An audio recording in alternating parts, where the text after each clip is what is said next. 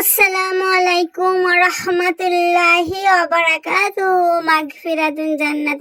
সবাই কেমন আছো? আলহামদুলিল্লাহ ভালো আছি, তোমরা নিশ্চয়ই ভালো আছো। আমার ভিডিওটা যেখান থেকে দেখছো, আপু মায়েরা খালারা ভাইরা সবাই ভালো থেকো, সুস্থ থেকো। আবারও চলে এলাম তোমাদের সামনে নতুন ভিডিও নিয়ে। আমার জীবনে প্রত্যেক দিনের রুটিন যা যা করা হয় প্রত্যেক দিন, সেটাই তোমাদের সাথে আজকে শেয়ার করবো। তো আমার নয়, তোমরাও তো প্রত্যেকদিন একই কাজই করো, তাই না? একটু একটু বদলাতে হয়। কোনো নাস্তা যেমন রকম রকম হয়, রান্না মাংস বলো মাছ বলো, বেড়াতে গেলেও কেউ বেড়াতে যায় না, ওইসব। এই দেখো সকালবেলা রুটি করে সেমই রান্না করেছিলাম, খেতে বসে গেছি। মেয়ে চলে গেছে খেয়ে মাদ্রাসার, আব্বা চলে গেছে কাজে। আমি আর বড় ছেলে আর ছোট ছেলে মিলে খাচ্ছি। আর কচিকে সেমই খাইয়েছিলাম, সেমই খাওয়াবো। আর আমরা রুটি আর সেমই খাবো। রুটি খেতে চাইছি না, কখন কি মন। তারপর ওইদিকে খাওয়া দাওয়া সেরে একবার এদিকে চলে এসেছি গ্যাসটাকে পরিষ্কার করতে। গ্যাসটা পরিষ্কার করে তারপরে এবার ঘরের কাজগুলো করবো। গ্যাসটা না পরিষ্কার করা থাকে, রান্না করতে গেলে একদম ভালো লাগে না। আর গ্যাস যদি পরিষ্কার করা থাকে, রান্না করতে কি ভালো লাগে, তাই না? আর যেন মনে হয় যে এই গ্যাসটাকে এইভাবেই রেখে দিয়ে রান্না বান্না কিছু করব না। আমার তো এরকমই মনে হয়, কিছু করার নাই, তোমার রান্নাটা করতেই হবে। রান্না না করলে খাবো কি, তাই না? যেহেতু আমরা গ্যাসে রান্না বান্না করি, গ্যাসে তো করতেই হবে।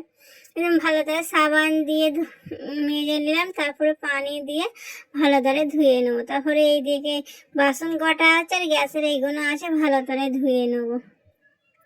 তারপরে গিয়ে ধুয়ে এইদিকে দুধ ফুটাতে চলে এসছে। ওইদিকে গরম পানি চাপিয়েছি কচিকে গোসল করাবো বলে। দুধটা ফুটে গেছে, ভালো করে একটু নিয়ে দেবো, তারপরে কমিয়ে দেবো আর একটু ফুটিয়ে নেবো।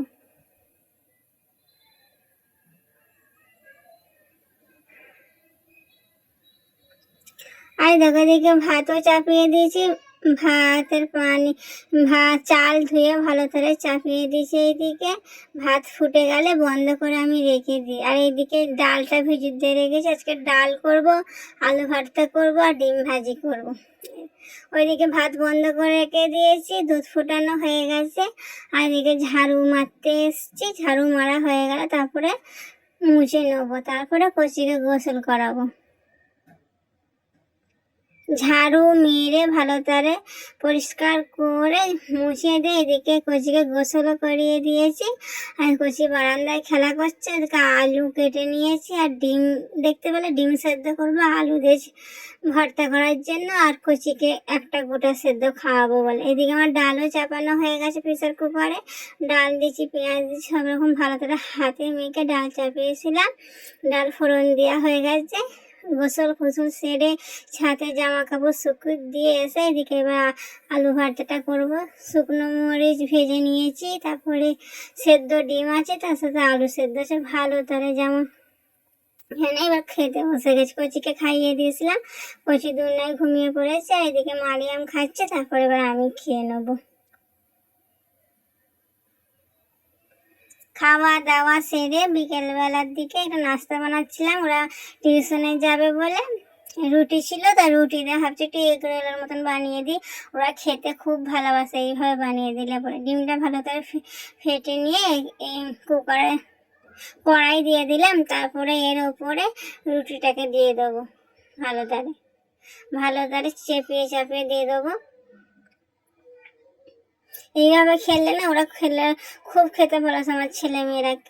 এর ভেতরে উপরের দিকে আবার এই চিজও দিতে পারো, চিজ পাওয়া যায় না, চিজগুলো দিতে পারো। ভালো করে উপুট করে ভেজে নিয়ে ওর উপরে সস দিয়ে দিলাম, তারপরে ভালো করে মুড়ে নেবো এগ রোলের মতন। এই দেখো, এটা নামিয়ে নেবো, তারপর আর একটা ভেজে নিয়ে তোমাদের সাথে দেখাবো। ওইটা হয়ে গেছে, এবার এই 2 নম্বরটা দিয়ে দিলাম। ভালো করে ভেজে নেবো, সেম একই ওই ধরনের করে ভেজে নেবো আমি। খুব ভালো হয় খেতে, এত সুন্দর লাগে না খেতে। আর যদি চা খাও এর সাথে, গরম গরম চা, দুধের চা, হেভি লাগবে খেতে। আমার ছেলে মেয়েরা তো খুব পছন্দ করে। এবারে দিই যেমন মাঝে মাঝে রুটি বেঁচে গেলে এমন করে বানিয়ে দিই। অনেক সময় আবার দেখা যায় রুটি দিয়ে গোলাপ জামুন মিষ্টি তৈরি করা হয়, সেটাও করে নিই। খেতে খুব ভালো লাগে। ওরা খেয়ে এবার টিউশনে যাবে।